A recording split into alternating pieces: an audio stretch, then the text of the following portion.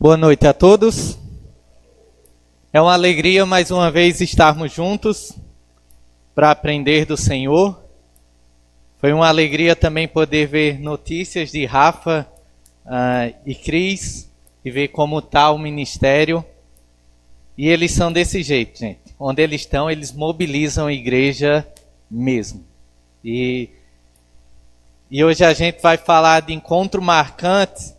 Ou melhor, um encontro marcante, embora a gente tenha vários durante a nossa trajetória, mas eu queria frisar sempre o maior encontro que a gente pode ter, que não é com pessoas, seja amigos, familiares, mas é com a própria pessoa de Jesus Cristo.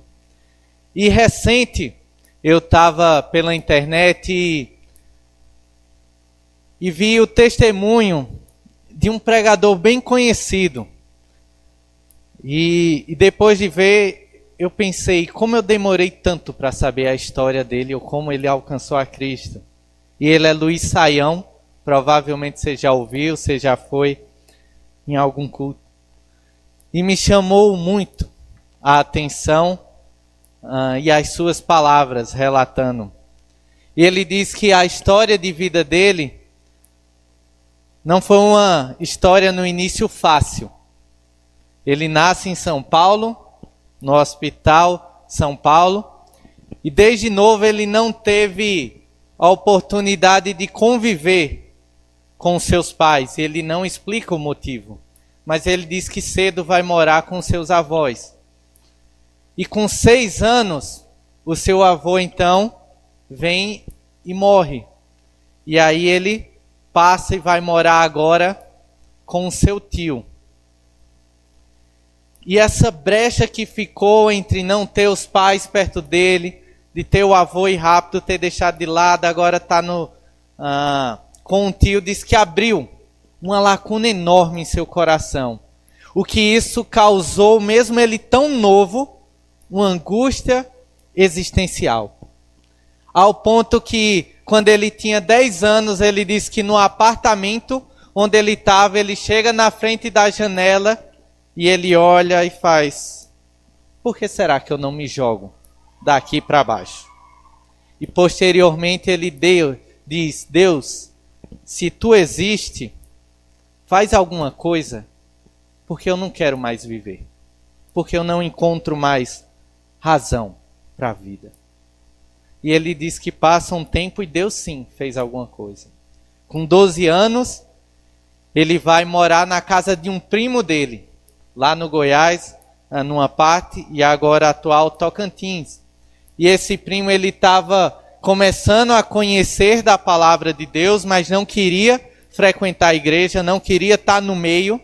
A sua esposa era da igreja presbiteriana, e tentava ensinar, tentava passar coisas para ele dentro de casa. E uma dessas reuniões, ele vê e conhece um homem. E esse homem é o que chama muito a atenção dele. Porque durante esse curto tempo, embora para ele era longo, esses 11 anos que ele teve, ele sempre tinha visto diversas pessoas afundadas no alcoolismo. E agora, pela primeira vez, ele estava alguém que era um ex-alcoólatra e estava vendo alguém que tinha sido totalmente transformado. E nunca tinha visto uma pessoa tão calma e tão tranquila e vivendo tão em paz como aquele homem. E a pergunta que tinha no coração dele só era: como foi que esse homem se tornou assim? E passa mais um tempo, ele diz que um certo dia, ele sai da casa do seu primo e vai para debaixo de uma mangueira. E vai pensar na vida. E na hora que ele está ali embaixo dessa mangueira, vem 2 músicas à mente dele, de criança. E ele começa a cantar. A primeira dizia assim: é fácil de entender, tão claro como a luz. Em meu lugar, para me salvar, Jesus morreu na cruz. E a segunda: mesmo um menino pode crer que ele é um pecador e Jesus Cristo receber como seu Salvador. ele disse que na hora que ele terminou de cantar essa música, algo aconteceu em sua vida. Ele, naquele momento, ele para tudo. E ele só olha e enxerga e tem a certeza que existe um Deus que o ama. Que existe um Deus que cuida dele. Que apesar dele não ter o convívio dos pais, apesar de existir essa brecha de amor, o Deus Criador se importava ali. E ele diz que ele então cai de joelhos naquele momento e só fica pensando como ele pôde viver esse tempo todo pecando e mais pecando, e aquele Deus ainda o amando. E ele começou e viu como ele era indigno desse amor. E só chorava. Ele conta que só chora. E aí um momento ele disse, opa, mas homem não chora não, vou parar aqui. Só que ele diz que ele não conseguia parar. E no outro dia pareceu que era realmente uma nova vida que ele tinha. Ele vai contar que ele acorda pela manhã e ele vai na janela mais uma vez. E aí tem uma formiga passando. E ele diz, nossa, que formiga mais linda que tá. Tudo ganhou uma cor nova na vida dele. E a partir daí, a sua vida muda. No outro dia, passando alguns dias, ele diz que sai na rua e ele quer converter todas as pessoas que estão à sua volta. Ele vai falar desse grandioso amor. E para a tristeza dele, ninguém dá ouvidos. E o que é que ele faz mais uma vez? Ele chora. Porque ninguém dá atenção ao Evangelho. E o desejo pela palavra só cresce em seu coração. Em um mês ele deu o Novo Testamento. Com um pouquinho mais ele já tinha lido toda a Bíblia. Só lembrando, ele estava aqui para completar 12 anos. E aí com 13, num culto, numa conferência missionária, ele decide entregar a sua vida de maneira completa para Cristo, para servi-lo a todo momento. Ele diz, não tem razão a minha vida se não for para dedicar a esse Deus que me amou. E aí, tempo depois, várias pessoas chegam para ele e perguntaram, Saião, você então, depois desse momento, sempre quis ser pastor, sempre quis ser professor, trabalhar nessa área? E ele respondeu, não. O que eu sempre quis foi conhecer mais a esse Deus que tinha me amado. Essa sempre foi a intenção. E eu diria, essa deve ser sempre a intenção do nosso coração. Abre comigo em Lucas capítulo 5. E eu quero ver um encontro marcante também na vida de Pedro e de outros discípulos com Jesus Cristo. Lucas capítulo 5. Eu vou ler na NVI.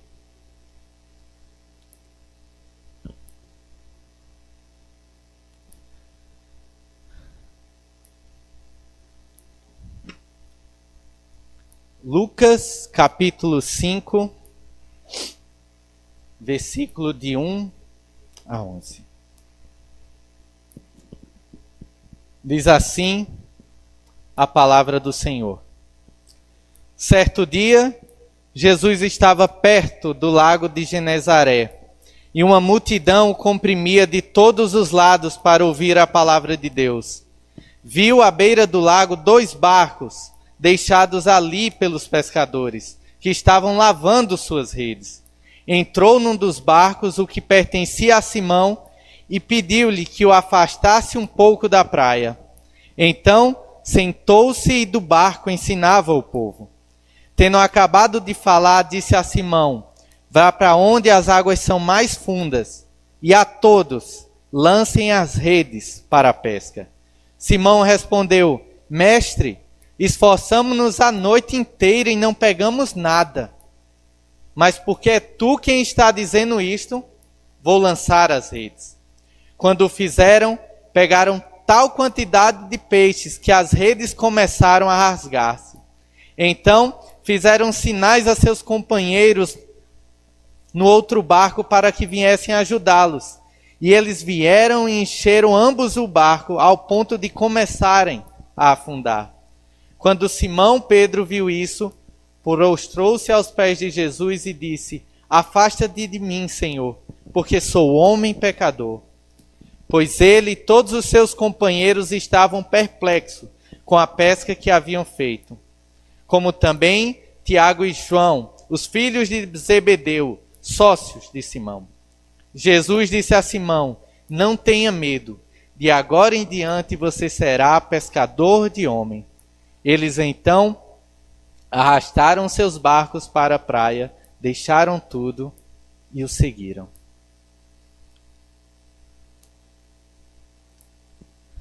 Aqui a gente vai ter Lucas narrando essa história bem conhecida da grande pesca, em que Pedro vai estar em evidência aqui. Assim como está em toda a obra de Lucas como um todo.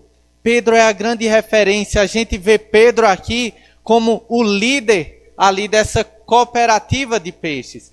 Então, a primeira ideia que a gente precisa ter é que ele como pescador aqui, ele não era alguém que estava sem fazer nada, ou que não tinha nada.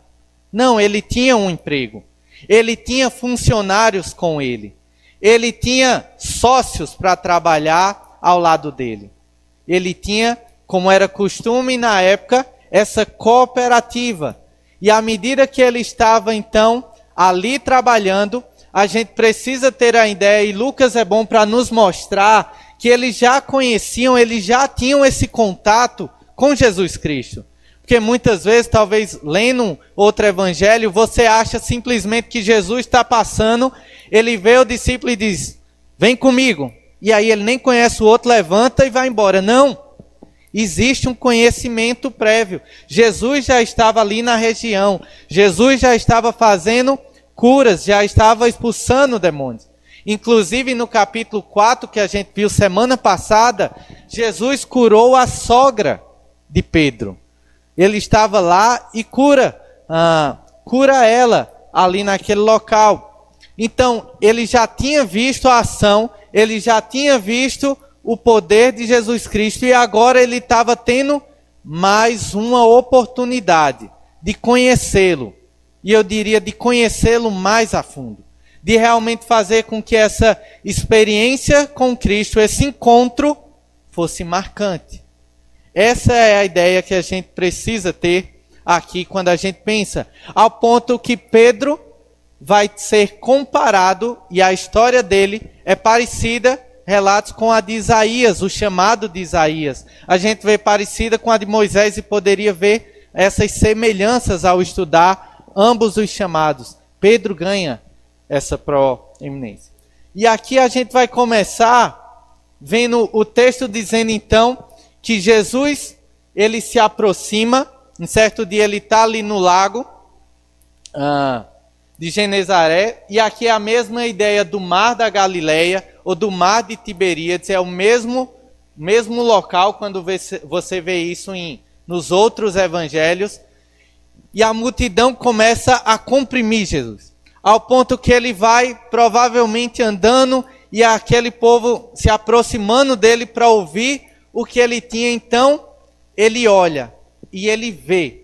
E na hora que ele vê ali os barcos, ele vê uma oportunidade de poder transmitir melhor a palavra do Senhor. Perceba, se ele não tivesse visualizado ali como um momento oportuno para transmitir, ele poderia ter perdido uma grande oportunidade. Não só com aquela multidão que estava em volta, mas a oportunidade ali diante de Pedro. É pelo fato de Cristo ter visto que os horizontes se abriram para que a pregação fosse exposta. E no versículo 1, no finalzinho dele, a gente vai ver que ele ensinava a palavra de Deus. Isso é muito interessante porque só vai aparecer no Evangelho de Lucas e em Atos. Não aparece nenhum outro. E toda vez que esse termo vai aparecer aqui, se refere sempre a Jesus ensinando, ou os apóstolos, e consequentemente em Atos, a igreja quando passa a ensinar. Então a palavra de Deus é ensinada pelo próprio Cristo, e ela é ensinada também pelos apóstolos e ensinado pela igreja. Ela é o motivo e deve ser o que deve ser proclamado para todas as pessoas. É assim que as pessoas vão aprender do Senhor. É assim que elas vão crer no Senhor. Não é por intuição. Não é por ver a sua vida. É por você proclamar o Evangelho. Se fosse simplesmente, por exemplo, Jesus não precisava fazer nada. Ele estava ali e era o maior exemplo, com certeza, para todas as pessoas que estavam em volta. Mas precisamos proclamar o Evangelho. E é na palavra de Deus, é o lugar onde esse Deus gracioso vai se manifestar. E ele se manifesta claramente em uma pessoa. E essa pessoa é Jesus Cristo. Ela vai apontar para Jesus. Eu preciso entender que a palavra de Deus, ela pede ouvintes. E quando ela encontra esses ouvintes, o que é que acontece? É um relacionamento entre essa pessoa e o próprio Deus. É agora uma amizade, como foi dita aqui por Jaci logo no início, entre esse Deus e cada um de nós. É a palavra do Senhor quem fala. E ao pensar nisso, eu lembrei do primeiro projeto missionário que eu fui pela Juvep, uma das operações campos, nos locais mais difíceis, teve uma das duplas que encontrou uma senhorinha que morava já numa casa, sozinha, e ao chegar lá foi perguntar a ela se ela tinha uma Bíblia, e ela chegou e fez: rapaz, eu tenho, só que eu não tenho ela toda não. Oxê, como é que você não tem uma Bíblia toda? E ela foi contar que teve um bingo ali na cidade, e ela ganhou o bingo, só que ela não ganhou sozinho, ela ganhou com a outra pessoa. E aí como é que podia fazer? O presente era a Bíblia, e duas pessoas tinham ganhado, então o que fizeram? Rasgaram no meio. Uma fica com o Antigo Testamento, a outra fica com o Novo. E essa senhora, ela ficou com o Antigo Testamento. E ela chegou e contou, disse: olha, mas o Antigo, o que tinha ali eu li, viu? E eu aprendi um monte de coisas sobre Deus, e eu comecei a adorar apenas Ele, eu entendi que eu não posso servir outros deuses, eu entendi isso e aquilo, e eu estava vivendo. Mas eu sei que ainda falta outra metade, mas essa outra metade eu não conheço muito bem não. E aí o casal que estava lá só fez: agora eu vou lhe apresentar a outra parte. E o quanto essa Bíblia, na realidade, estava indicando uma pessoa, e essa pessoa era Cristo. E ela então, pela palavra, entende o Evangelho, ela compreende, ela se entrega, agora sim, completamente ao Senhor. Ela entendeu e viu quem era Jesus Cristo, e que essa Escritura apontava para ela. É isso, a palavra de Deus. E aqui a gente vê Cristo ensinando essa palavra. Mas na medida, então, que ele está ensinando, e a gente não sabe o que é propriamente o ensino aqui, mas a gente entende que ele é, com certeza, um ensino de arrependimento, um ensino do reino que havia chegado por meio dele. A gente entende que era um chamado realmente para que as pessoas agora vivessem com ele. Só que a mensagem se tornava aqui, e aqui eu quero que você entenda, até de certo ponto menos importante. Por que menos? Porque o mais importante estava ali na frente deles. E é isso que Lucas quer frisar. É o próprio Cristo, o próprio Deus que estava na frente ensinando. Por isso que aparece o termo da palavra do Senhor. Então, ele vai até os barcos, ele sobe naqueles barcos e ele pede para Simão, então, afastar para que aquele barco seja o púlpito dele. Para que ali sentado, como era de costume naquela época, ele ensinasse a palavra do Senhor. Assim como os mestres faziam isso na sinagoga e em locais públicos, Jesus está da mesma maneira ensinando. E ensinando a ele, ensinando a esse evangelho que ele está ali. E é nesse momento que talvez ele libera Pedro de qualquer sentimento de dívida que ele tinha, pelo que Jesus tinha feito da cura. E aí prontamente Pedro vai, afasta. E a gente então vê o versículo 4. Jesus se dirigindo diretamente a ele. Diz assim: tendo acabado de falar então para essas multidões, disse a Simão: vá para onde as águas são mais fundas e a todos diga que lance as redes para a pesca. Eu queria ver a cara de Pedro nesse momento. Imagina aquela noite toda de trabalho. E o texto vai dizer que ele estava de manhã limpando as redes. Sem ter pescado nada. E ali limpando. E aí chega uma pessoa, um carpinteiro, que talvez não soubesse como ele de pescaria, e diz assim, vá para mais fundo agora e jogue suas redes. Sabe, teve um dos comentaristas que eu estava lendo que disse que uma dessas pessoas conseguiu ir ali perto da região e fez a segunda pergunta quando chegou lá para alguns pescadores, na época que foi. Existe a possibilidade da gente pescar aqui de manhã? E ele disse que nem obteve resposta. O que aconteceu foi todo mundo rir na cara dele. Essa era a ideia aqui. Era óbvio, no senso profissional, que não daria nenhum peixe. A ideia é que de dia, os peixes, por causa do sol, iriam para baixo. E não iriam, então, chegar na rede. Eles também veriam a rede ao ponto que não ia entrar. Então, seria, mais uma vez, perda de tempo. E é interessante que Jesus, ao ir nesse ponto aqui com Pedro, ele vai no canto que Pedro mais se orgulhava, possivelmente, a sua profissão. No ponto em que talvez seria mais difícil ganhar o senhorio. Não é em outras partes que era mais fraco em Pedro. Era na parte mais alta. E esses são os pontos que a gente tem mais dificuldade.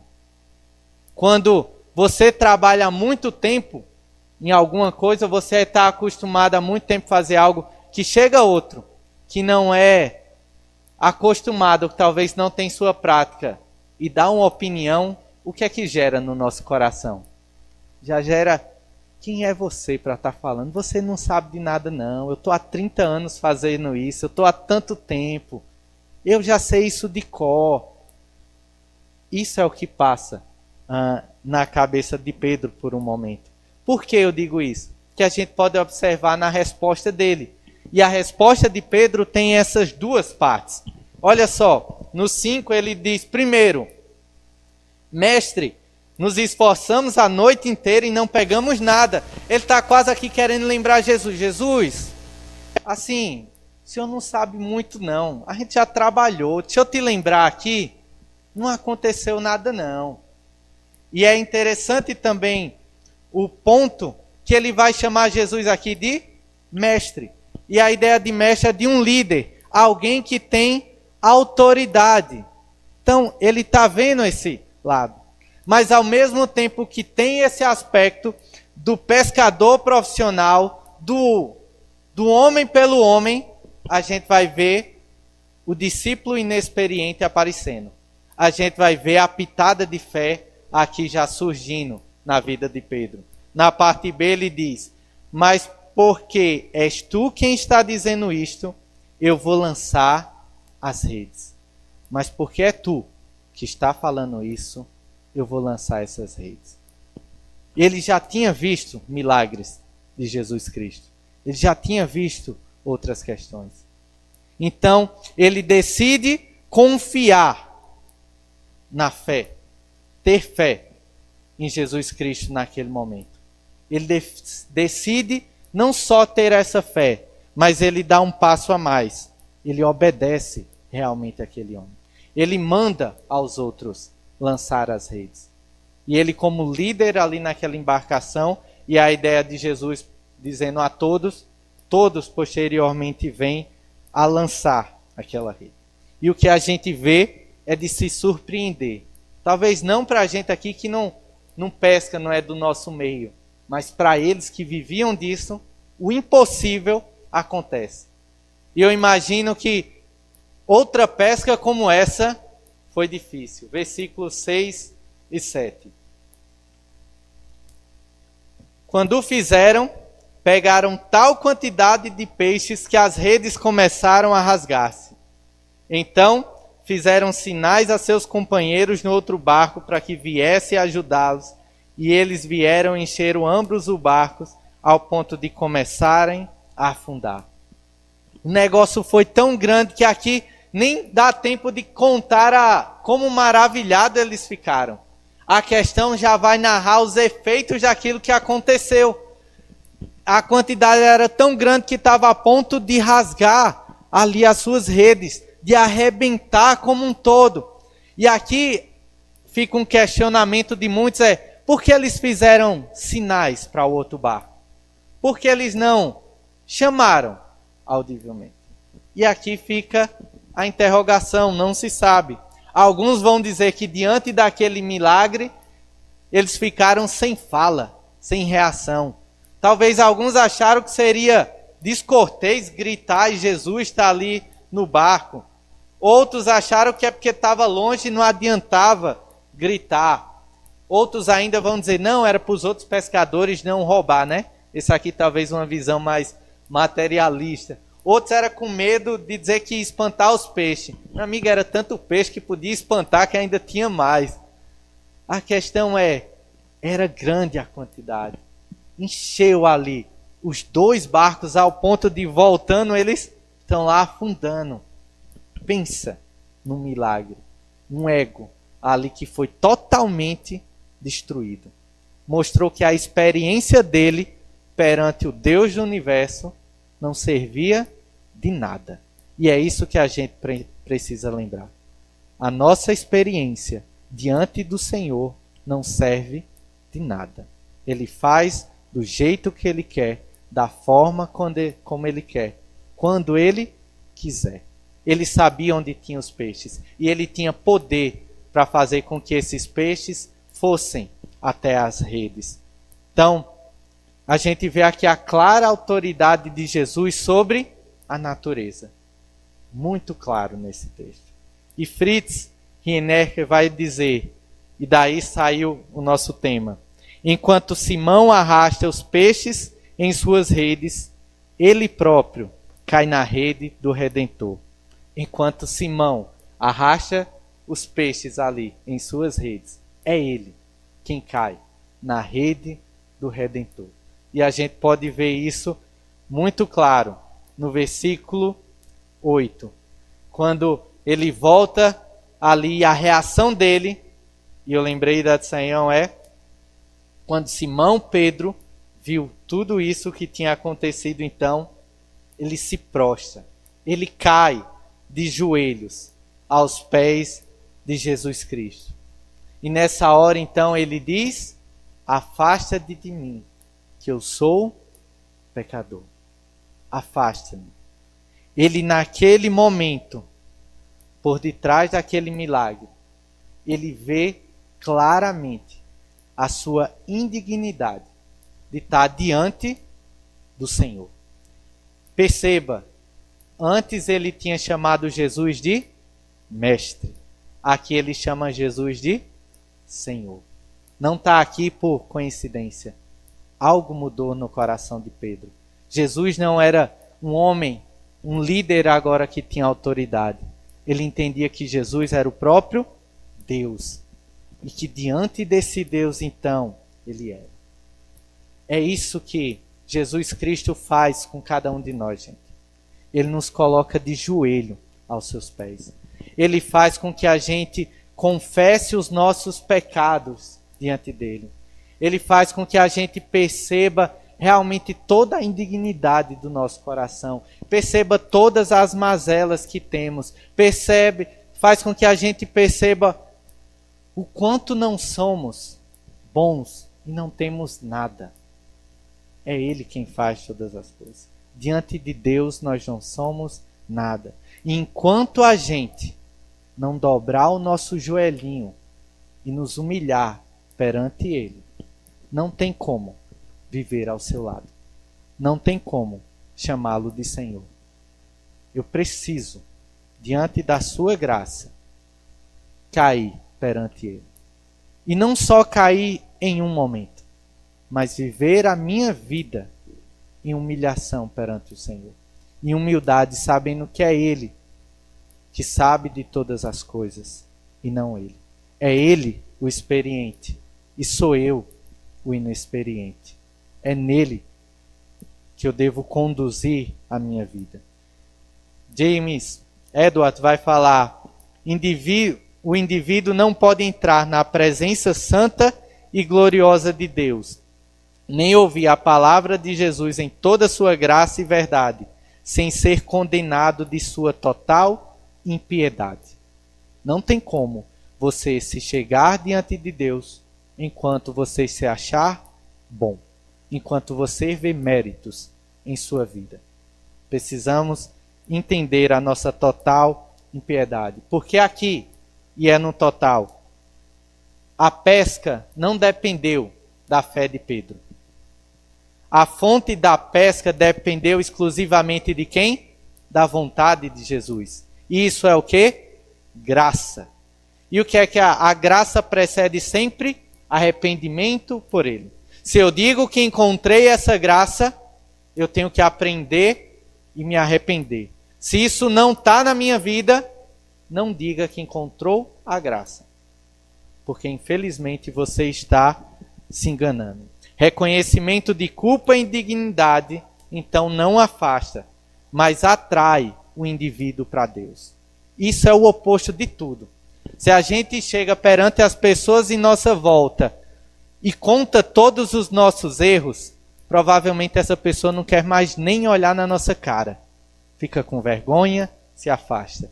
Quando a gente chega diante de Deus e conta nossas falhas e se arrepende dela, aí é como um imã que nos atrai, que nos chama para perto dele. E ele diz: finalmente você entendeu. Venha conhecer e desfrutar da minha graça.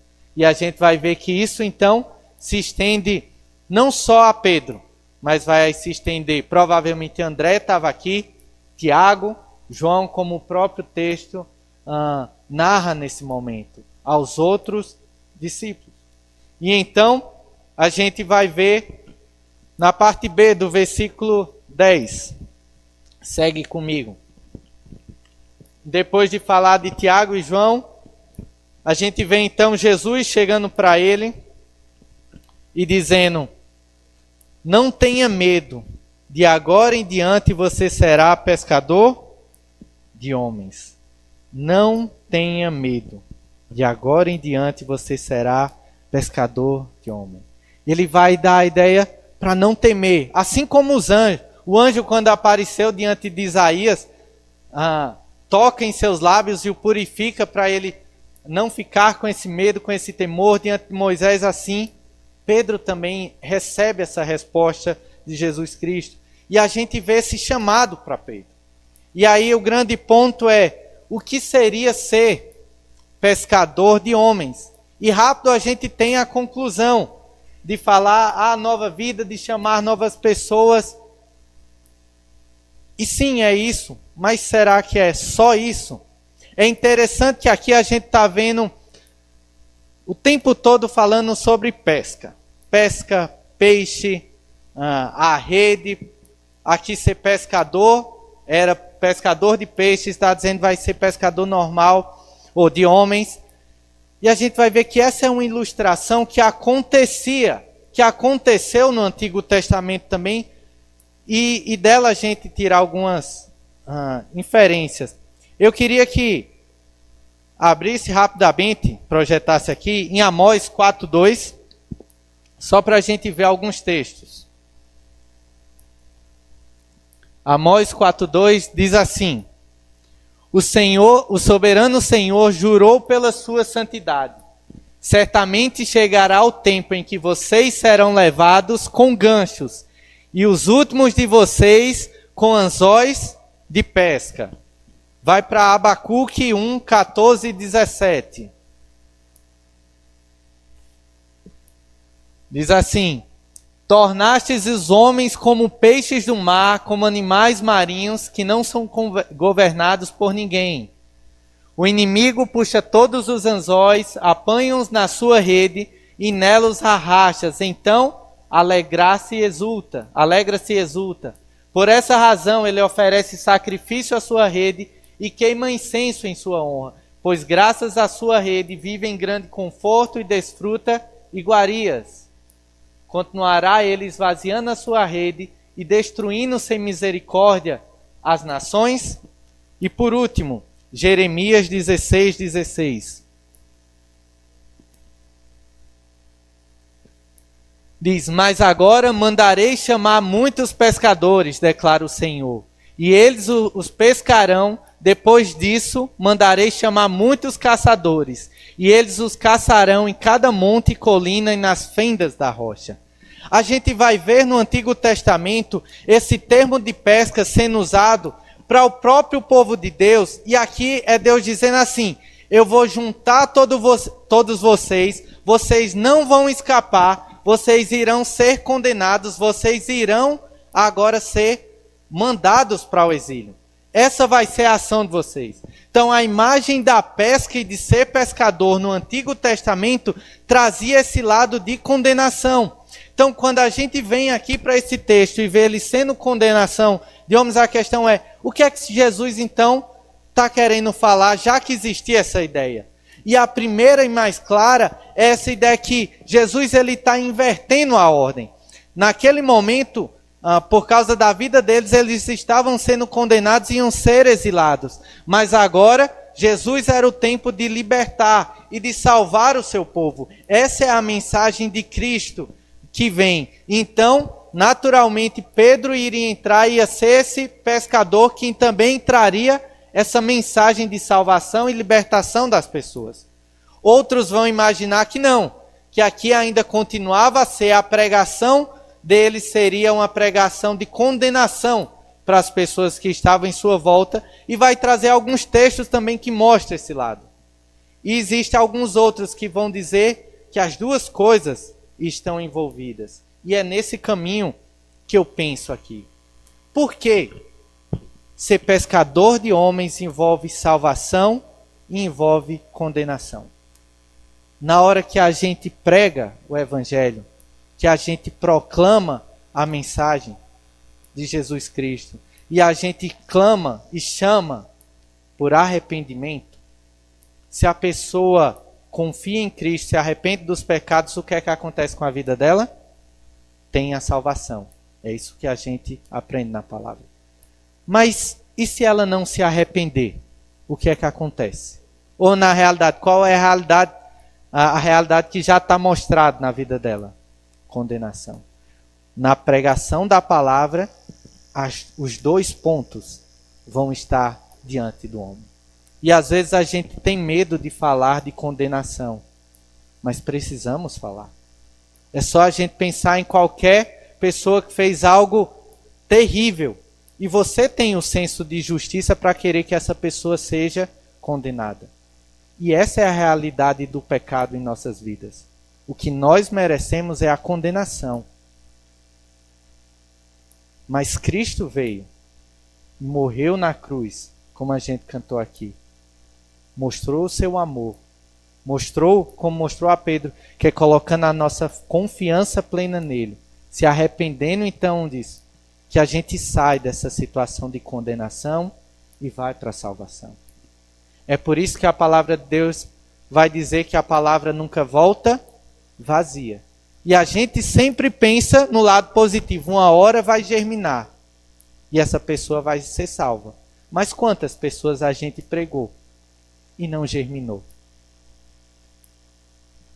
E o quanto dói o nosso coração saber disso. Então a palavra ela não volta vazia, que ela vai produzir ou salvação ou condenação. E a gente precisa continuar insistindo e pregando esse evangelho e falando desse amor, para que pessoas venham a se achegar e serem salvas, e sair desse estado de condenação. Aqui não tem um chamado claro de Jesus, pedindo para seguir. Mas é óbvio que ele fez isso para Pedro. Ele chama Pedro aqui e os outros para estar. E a gente vai ver no versículo 11, que então eles arrastam os barcos para a praia, eles deixam tudo e o seguem. Vão deixar o seu empreendimento naquele momento, posteriormente vai deixar a sua família, que ele entendeu em Cristo a razão para viver. Ele entendeu que Cristo era o tudo e o resto eram apenas algumas coisas que estavam ali. Resumindo, a gente pôde ver nesse texto a marca essencial do que significa seguir a Jesus Cristo. Muito claro na história de Pedro. Reconhecer a sua indignidade, reconhecer a autoridade de Deus, confiar nele, se arrepender, se entregar plenamente a ele. A gente percebe aqui que esse chamado de Cristo a Pedro envolve um projeto muito maior. Não envolve só ele, não envolvia só o próprio Cristo, envolve várias pessoas. Pedro seria pescador de homens, envolve outros. A gente está num projeto maior, que envolve outras pessoas e precisamos ir atrás dessas outras pessoas. E nessa caminhada, indo atrás de outras pessoas, a gente está antes caminhando com Cristo. A gente está caminhando com o nosso Salvador. É Ele quem vai estar nos capacitando. É Ele quem vai estar nos ensinando. É óbvio que Pedro aqui não aprendeu todas as coisas. O Evangelho está aí para relatar o quanto ele tinha ainda a aprender. Mas a gente vê esse discípulo inexperiente dando um passo de fé, entregando a sua vida por completo a Ele. E pensando nisso, eu queria trazer 3 aplicações rápidas para a gente. Primeiro, seguir a Jesus Cristo envolve algum nível de abandono. Seguir a Jesus Cristo envolve algum nível de abandono. Pode não ser total, largar a sua profissão, largar tudo para ser um missionário ou um pastor em algum outro local, mas envolve abandono. Bonhoeffer vai falar no seu livro Discipulado, permanecer na situação antiga e ser discípulo é impossível. Permanecer na situação antiga e ser discípulo é impossível. A gente, quando tem um encontro com Cristo, a gente precisa abandonar certas coisas. Principalmente, abandonar o pecado que habita em nossa vida. Não tem como servir a Deus, seguir a Deus e o pecado ser seu amigo. Até porque foi ele que matou aquele que você também disse ser seu amigo, que é Jesus Cristo. Precisamos abandoná-lo.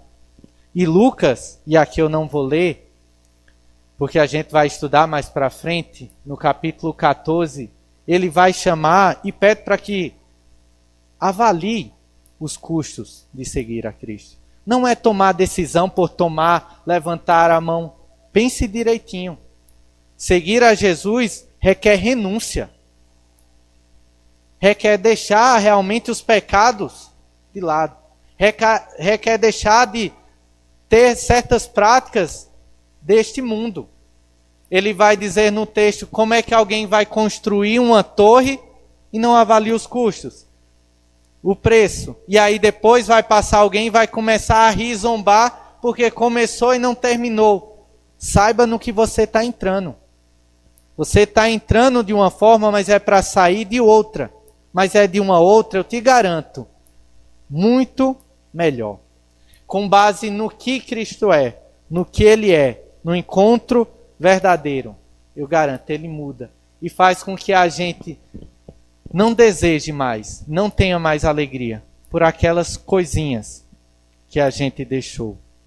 Não há nada que deixamos que tem valor igual ao nosso Deus.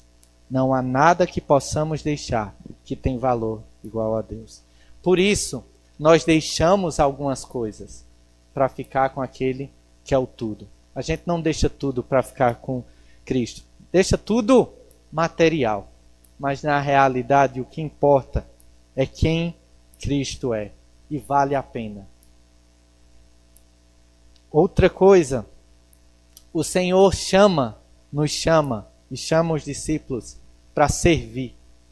Ele chama aqui Pedro não simplesmente para andar com ele, mas ele diz: Pedro, você será agora pescador de homens. E esse deve ser o maior alvo da nossa vida. É servir ao Senhor. É trabalhar para o Senhor. Porque se for qualquer outro alvo, eu vou dizer, que tristeza a gente está vivendo. Talvez viver o tempo todo para ter uma boa aposentadoria no final, deitar numa rede e ficar olhando a vida. Eu vou dizer, que triste aposentadoria você vai ter, se você ainda não encontrou o alvo maior, que é servir ao próprio Cristo.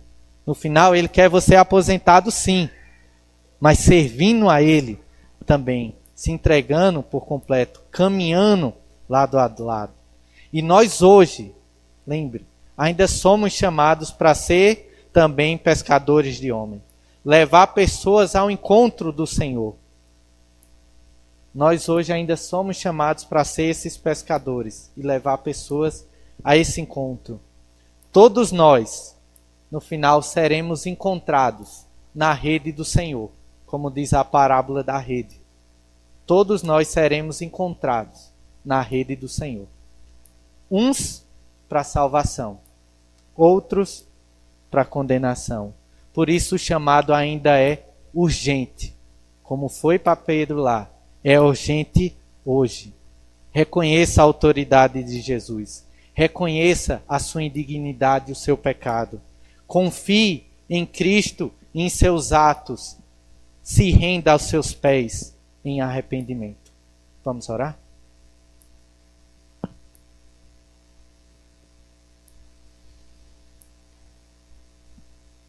Obrigado, Senhor.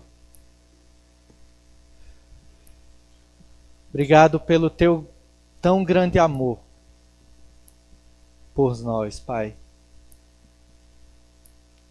Amor esse tão grande que enviou a Cristo para morrer naquela cruz e ressuscitar, Deus, para que a gente pudesse ter vida e vida em abundância. Obrigado, Deus. Obrigado porque por meio desse amor que nós somos mais do que vencedores, nós somos e reconhecemos que somos amados, Pai. Mas nos mostra, Senhor, que não somos chamados apenas para parar diante do Teu amor, mas somos chamados para fazer algo, para pregar essas boas novas para quem ainda não conhece. Somos chamados hoje, assim como Pedro, para caminhar ao Teu lado, para aprender contigo, Deus, e para sermos pescadores de homens ainda. Deus nos incentiva, nos desafia, traz coragem ao nosso coração, Deus, para todos aqueles que já são Teus filhos, para que possam cumprir o Teu chamado aqui, Deus, de pregar o Teu Evangelho. E para aqueles que ainda não Te conhecem, Senhor, quebra o coração, Deus, deles. Assim como o Senhor quebrou o meu, assim como o Senhor quebrou o de Saião, como a gente falou no início, como o Senhor quebrou o de Pedro, Deus. Quebra corações aqui, para que pessoas possam se render aos Teus pés, entender que só Tu és digno de louvor e de adoração, Pai. Essa é nossa oração, em nome de Jesus. Amém.